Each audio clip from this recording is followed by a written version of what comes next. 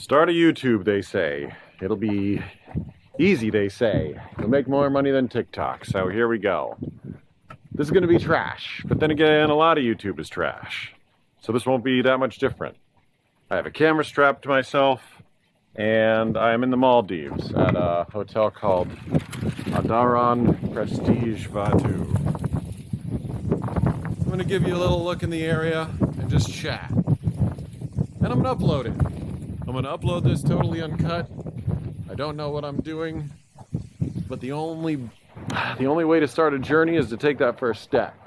So even though I don't trust YouTube, and even though I've had a miserable experience attempting to do well on YouTube, just got to get started somewhere. So here we are. Beautiful, right?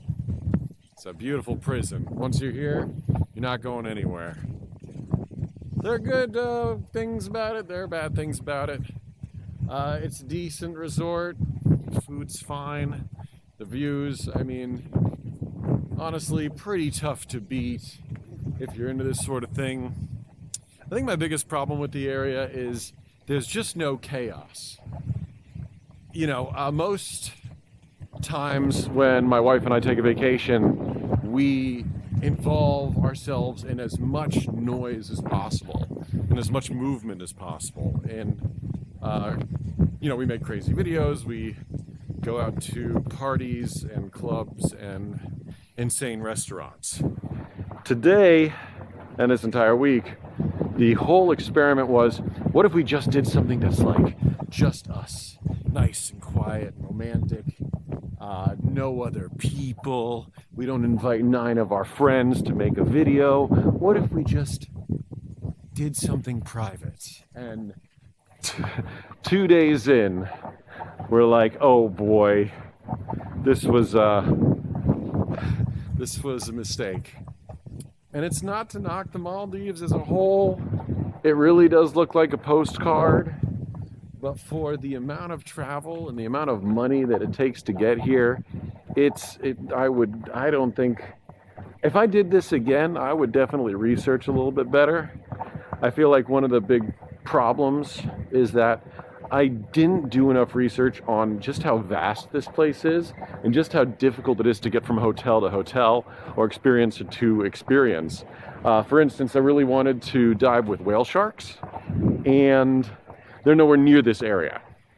And I just didn't do my research. We should have stayed in a resort that's like far, far further south than where we're at.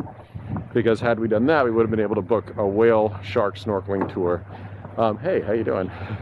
Staff's cool, staff's friendly.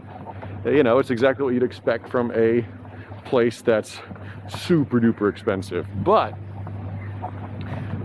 it gave me a good idea of scale. I've never spent this much on any hotel or resort or any vacation for that matter.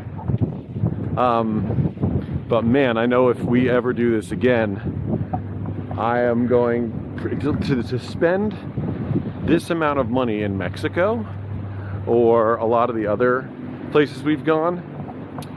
You just get so much more bang for the buck. You still get the postcard views, you still get, you know, beautiful water. Okay. Speaking of water, the water is really clear here. Just stupid clear. And the snorkeling is just stupid good. So I do have to say that's one of the advantages of this particular area and this particular situation. So if you want to just love snorkeling, great place to go. Like sea life, the place is teeming with sea life. Tons of very pretty fishes, tons of very pretty fish all around. So, and they have a private beach. It feels super secluded. There's nobody around. The entire resort only hosts 100 guests maximum, and we're here during the high season. So this is the high season. You know, so if you're looking for your dream beach, this is going to be it. I personally like noise. I personally like when there's lots of people around. My vibe is much more Cancun-y and Cabo-y. I know how basic that makes me as an American tourist, but I do love meeting people while on vacation. I love meeting people, I love drinking with them. I love it a lot, and I'm sad that this environment does not foster that even a little bit. Doesn't. There's it's mostly honeymooners, and like us. So if you are into that kind of thing, if you just want 7 days on the beach doing and thinking nothing, then honestly, this is your spot. Again, I would highly look into other tropical destinations that might be a lot closer to the US if you are a United States citizen and you're looking to come here. But yeah, since there's no people here, I find it very difficult to talk new people into acting in TikToks with me. If you're a follower from TikTok, you know that I've got a lot of people who help me out in my skits, and these people, sometimes I just met them. Some of these folks, I just met them like that minute, and we were in the middle of working on something, and I'm like, hey, come over here, can you help me? And a lot of the times people say yes. A lot of times I say, yeah, let's rock. And I can use them in 1 or 2 scenes, and then it's done, and they're like, oh, that was fast. And I go, yeah, I mean, scumbag dad videos are very easy to film. But as you can see, we're supposedly in the middle of the high season, and it's just nobody's here. This is the pool. You know, you go to a pool in Cabo around this time, you go to a pool in Mexico around this time, it's going to be absolutely swamped with people. So yeah, I like to party with drunks and hang out with them because there's a certain level of chaos. You know, again, not knocking anybody for liking this kind of thing, but for my wife and I, we need a much louder vibe, much crazier. So I'll show you the beach area, and anybody who's been Googling this particular resort might find this video interesting or entertaining because you just get a full walk around. I've essentially walked around every part except for the restaurant. But there are advantages and disadvantages to any type of resort on vacation. So this is it. I mean, look, if this is what you're looking for, this is what you're gonna get. They got a swing in the middle of the bay for you to swing on and take Instagrammy photos. And that's pretty cool. But after about 10 minutes, you get your photos in, and you know, after that, who cares? Turn the camera around so you get that. You know, all around is exactly what you'd expect. So YouTube apparently pays more for longer videos. So the longer I keep your attention, the better. And today's video is more about testing out this format. The Scumbag Dad stuff doesn't play on YouTube. My more elaborate short film did not play on YouTube. I wasn't able to convert my TikTok audience to go see it. So 3 million on TikTok doesn't necessarily mean you're going to have a lot of people, you know, click a link to follow you on YouTube. And I'm learning that. I'm learning that if I'm going to become a YouTuber, I have to start experimenting with longer form content and make it fit. So one person I admire a lot is Bill Burr. Bill Burr, he's able to carry a conversation with himself for an almost limitless amount of time. And I feel like if I can pull that off, then, you know, who knows, in a couple of years this channel might be something worth watching or mentioning. Oh, a little hermit crab. What's up, buddy? I just want to show you to the camera. I don't know how well this guy comes out, but a lot of cute. The hermit crabs here are really cute. Put you down, buddy. All right. Anyways, local wildlife, not a lot of bugs. I'm pretty sure it's because they spray powerful mosquito killer around here, but super peaceful. The water is just as clear as you would think, which is really, really nice. Whew, the sand is a little rocky. It's not that fine, perfect sand, but who cares? Who's nitpicking? Anyways, Bill Burr.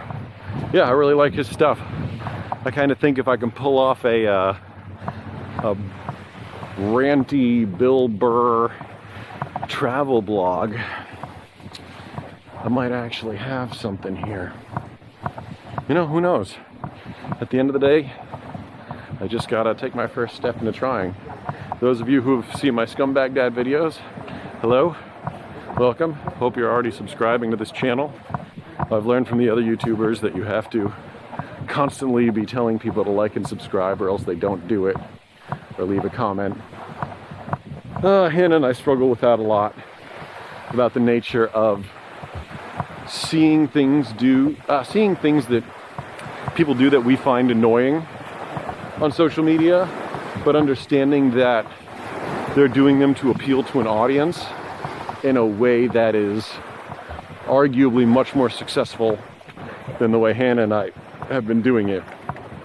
So all those gimmicks, fake pranks, like for part 2, on the surface, these things seem extremely annoying and uncreative and just not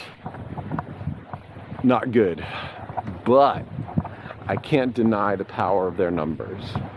And trying to be a pretentious creator the way I've been doing it, it's a struggle. Getting them numbers up is tough. So there may come a day when Hannah and I just throw our hands in the air and say, it's not working, we gotta move on. And then we start to toss all of our ideas out the window. Hannah says it's because I'm not desperate enough, which is arguably true. That if we were more desperate for clout or followers, we would probably do more fake couples pranks or dumb gimmicky garbage. But we don't. We don't now. And hopefully I won't ever have to resort to that. But as I said before, and Hannah's correct, I'm not desperate enough. I'm an orthodontist. I've got a very good career. I've got a very comfortable lifestyle. So there's no super compelling reason for me to start giving up my artistic sensibilities because I think it'll get me more likes. But if we were dependent on this, if this was our life, you know, like we needed to put food on the table with this stuff, we'd probably change fast. We would probably start doing the fake couples pranks and all that nonsense that you expect from YouTubers. And even though we find it annoying, it just works. And why would we think we're any better? You know what I mean? It's arrogant. Well, getting back to the room. I hope this has been educational. And yeah, this has been a decent little rant. I have no idea if this will fly or if this will flop, but got to take this first step. So thanks for tuning in, and I'll catch you later. Oh, smash that follow button.